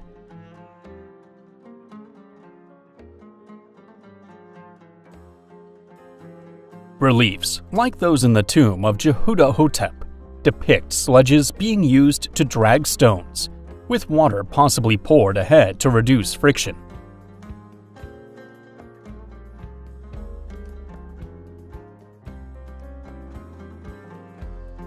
One theory involves the use of straight, zigzag, or encircling ramps that allowed workers to move stones to higher levels.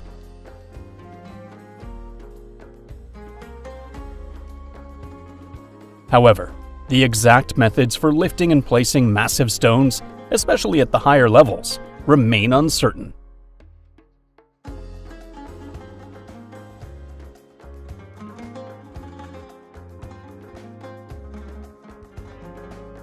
While ongoing archaeological research continues to uncover new information, without definitive evidence, the precise techniques of the ancient Egyptians will remain a historical mystery.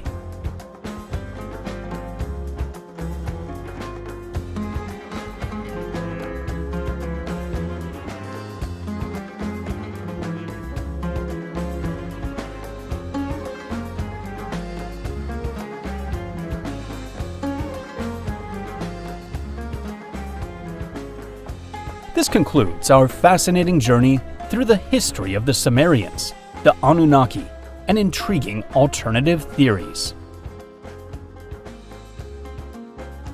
Hypotheses such as crypto-terrestrials, the Anunnaki as extraterrestrials, or UFOs in biblical texts remain speculative and lack support from conventional science. Even so, there may still be countless mysteries to uncover and much to learn.